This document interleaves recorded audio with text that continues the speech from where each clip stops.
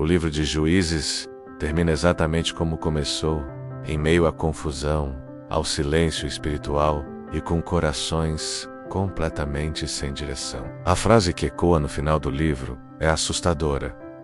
Naqueles dias, não havia rei em Israel. Cada um fazia o que parecia certo aos seus próprios olhos. E quando a consciência coletiva de um povo se cala, até o absurdo começa a parecer normal. A história trágica da tribo de Benjamim, que fecha o livro de Juízes, não começa com uma grande batalha ou com um ato de guerra. Ela começa de forma muito mais sutil. Começa com indiferença. Começa quando ninguém se levanta para corrigir um erro. Quando ninguém tem a coragem de dizer, ei, isso não está certo. Começa quando o mal é tolerado em nome da conveniência, do silêncio ou do medo de criar problemas. O problema que desencadeou tudo não foi apenas um ato isolado de maldade. Foi o resultado de um ambiente inteiro que permitiu que todos os limites fossem ultrapassados, um a um, até que o impensável se tornou realidade. Israel, como nação, ficou chocado com o que aconteceu. Não apenas pelo ato em si, mas porque aquilo expunha uma ferida muito maior. O colapso moral de um povo que tinha se afastado completamente da direção de Deus. Aquilo que antes seria abominável, agora tinha acontecido dentro do seu território, e ninguém fez nada para impedir. Diante daquela tragédia, as outras tribos de Israel se reuniram. Elas se uniram para buscar justiça. E é importante entender que não era por um desejo de vingança, mas por um senso de responsabilidade coletiva.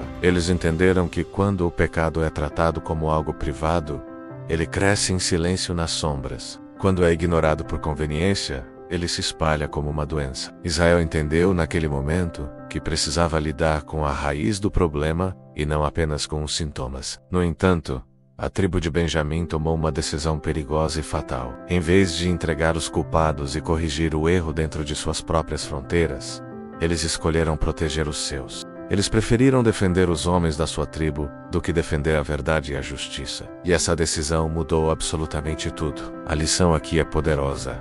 Quando a lealdade a um grupo, a uma família ou a uma instituição se torna maior do que a lealdade a Deus e aos seus princípios, o resultado é sempre a destruição. O conflito que se seguiu não foi uma guerra gloriosa. A Bíblia não descreve cenas heróicas. Pelo contrário, foi um conflito extremamente doloroso, marcado por perdas imensas, por arrependimento profundo e por um lamento que ecoou por toda a nação. A Bíblia não narra essa parte para exaltar batalhas ou estratégias militares, mas para nos mostrar o preço altíssimo de uma consciência coletiva quebrada. A mensagem é clara.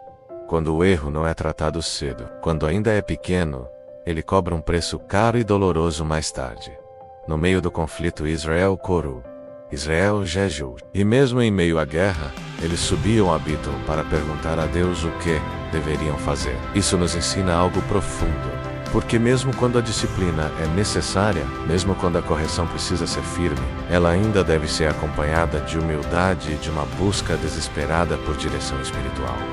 Deus não se alegra com a dor do seu povo, nem com a destruição. Ele se entristece profundamente quando o caminho que escolhemos nos leva a um ponto tão extremo. Ao final da guerra, a tribo de Benjamim estava quase dizimada, à beira da extinção. Não porque Deus desejava esse fim, mas porque uma sequência de decisões erradas, começando pela tolerância ao mal e terminando na proteção do erro, levou a um beco sem saída. As consequências foram inevitáveis. Mas então, algo surpreendente acontece. O mesmo povo, as mesmas tribos que lutaram contra Benjamim, agora choram pela tribo que quase perderam. Eles se lamentam e começam a buscar uma forma de restaurar, de preservar, de não deixar que uma das 12 tribos de Israel desapareça para sempre. Isso revela algo profundo sobre o coração de Deus. Ele é perfeitamente justo e o pecado sempre terá consequências. Mas ele também é um Deus restaurador. Ele corrige, mas não abandona para sempre. Ele permite que as consequências nos ensinem, mas ele ainda abre espaço para recomeços, para a cura e para a restauração. Ele não tem prazer na morte, mas na vida. O livro de Juízes termina de forma abrupta. Não há heróis celebrados, não há finais triunfais como em outros livros. Ele termina com um espelho colocado diante do leitor. É um alerta silencioso, mas ensurdecedor, que atravessa os séculos e chega até nós hoje. A mensagem é: Quando não há direção espiritual, quando a voz de Deus é ignorada, até mesmo um povo escolhido, um povo com uma aliança pode se perder completamente. Quando a consciência se cala, o erro encontra todo o espaço de que precisa para crescer e tomar conta. Essa história da tribo de Benjamim não é em sua essência sobre violência, é sobre omissão. Não é sobre uma guerra entre exércitos, é sobre a falta de liderança espiritual e moral. E o mais importante, essa história não é apenas sobre o passado, é sobre o nosso presente. Pense comigo, quantas vezes hoje nós vemos coisas erradas acontecendo ao nosso redor, na nossa comunidade, na nossa família, e escolhemos o silêncio por conveniência. Quantas vezes, para proteger relacionamentos, reputações ou a imagem de um grupo, nós ignoramos princípios fundamentais da verdade e da justiça? Quantas vezes chamamos de amor ou misericórdia aquilo que na verdade é medo de confrontar o erro com amor e firmeza? Juízes termina nos lembrando de uma verdade que nunca envelhece.